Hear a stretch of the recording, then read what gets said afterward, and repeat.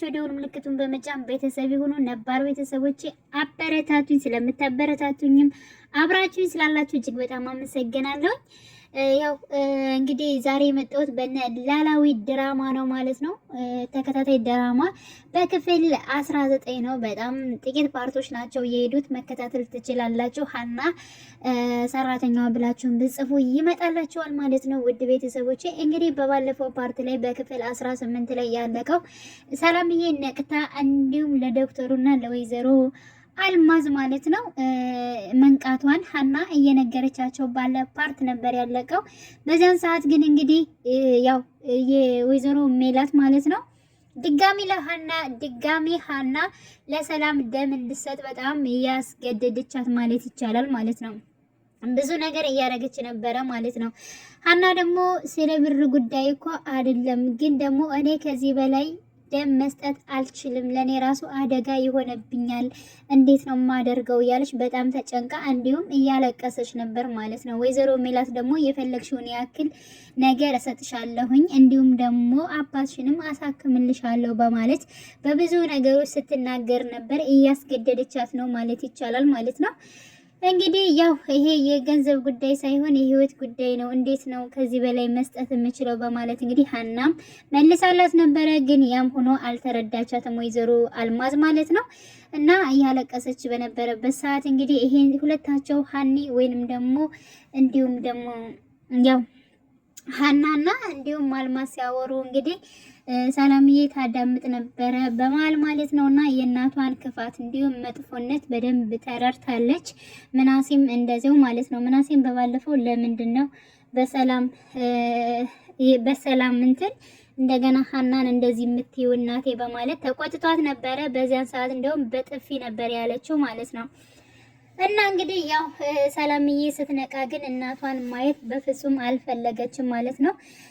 ግን ደግሞ እናቴን ማናገር እፈልጋለሁ፣ እናንተ ውጡልኝ እስኪ ትንሽ በማለት እንግዲህ አናግራት ነበረ። ለምንድን ነው እንደዚህ ያደረግሽው? ለምንስ እንደዚህ ታስጨንቃት ያለሽ? እኔ እያንዳንዱ ያልሽውን ነገር ሰምቻለሁ። አንቺ የራስሽ ልጅ ለማዳን የሷስ ህይወት አይደለም ወይ? እንዴት ነው አንቺ እንደዚህ ክፉ እናት የምትሆኙ? በማለት ብቻ ግን በጣም ብዙ ቃላቶች ተናግራታለች። ልክ ነችም መሆንም የለበትም። በነገራችን ላይ ፓርቱ ሲጀምር ወይንም ደግሞ ድራማው ሲጀምር ያለውን ነገር ስታዩት ማለት ነው እኔ በጣም ሰላም ክፉ ትመስለኝ ነበር፣ ግን ክፉ የሆነችው ደግሞ በእናቷ ነው ማለት ነው። ስለዚህ ያው ልጅ ካስተዳደጉ ነው ከቤተሰቡ ነው ሁሉም ነገር የሚወጣው ማለት ነው። ስለዚህ እባክሽን አንቺ በመልካም እናትና በጥሩ እናት ለመጠራት ወይንም ደግሞ እኛንም እንደዚሁ ለማስባል ሞክሪ እያለች እንግዲህ እናቷን አስታውሳት ተናግራለች ማለት ነው። ከሐኪም ቤት እንግዲህ ወጥተዋል። እንዲሁም ደግሞ ወደ ቤት ሲሄዱ ምናሴ ምግብ ሰርቶ ምናምን ነገር ጠብቋቸው ነበረ።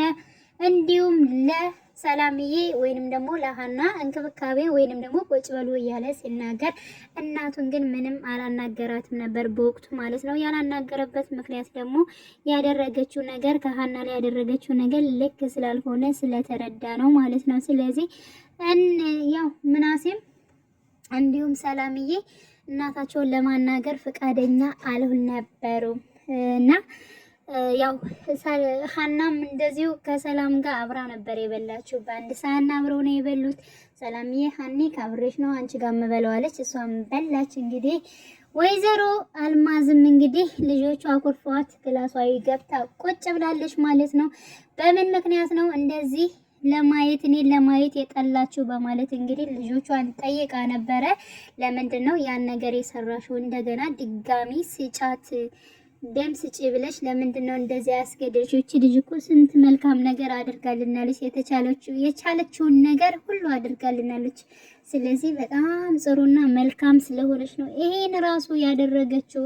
ግን አንቺ የራስሽን ልጅ ለማዳን የሰው ልጅ ልገይ ነበር በማለት እንግዲህ ዶክተሩ ምናሴ ጋም ደውሎ ነበረ። ምናሴ ሊያገኘውና ሊያመሰግነው ስለፈለገ ደውሎልስ ነበር። እንዲሁም በባለፈው ለተናገርከው ለመልካም ለቅንነት ወይንም ደግሞ ለመልካም ልብ ለማመስገን ነው የመጣሁት በማለት እንግዲህ ዶክተሩ ተናግሯል።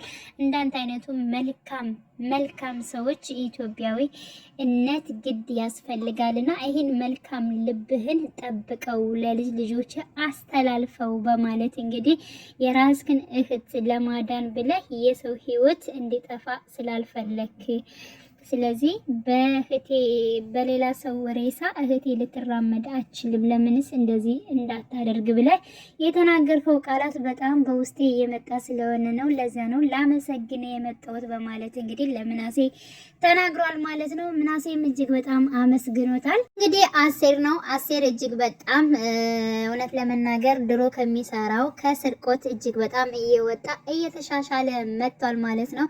ግን በዛሬው ዕለት ደግሞ ያው ከፋዘር ጋር ሲሄዱ ማለት ነው ከሀና አባት ጋር ሲሄዱ ሊሰርቅ ነበር። ግን ሊሰርቅ የፈለገው ደግሞ እሳቸው እጅግ በጣም መርቧቸው ስለነበረ የሚሰጣቸው ነገር ስለሌለው ነበረ ያን ነገር ሊያደርገው የነበረ። ገና ባይኑ ሲቃጣ ለምንስ እንደዚህ ታደርጋለህ? መቼ ነው አንተ የምትማረው? በማለት እንግዲህ ያው የሀና አባትም ተቆጥተው ወደ ቤታቸው ገብተው ነበር። ግን ደግሞ ለሳቸው ብሎ ምግብ መግዣ እንደፈለገና ነገሮቹ ሀናም እንደጠፋችበት ስለነገራት እንግዲህ ለሳቸው ብሎ ያን ነገር ሊያደርገው እንደፈለገ ነው አስረድቷት ነበር። ሀናም እንደዚሁ አስረድተዋለች ለአባቷ ማለት ነው። ስለዚህ ሁለታቸው ታርቀዋል።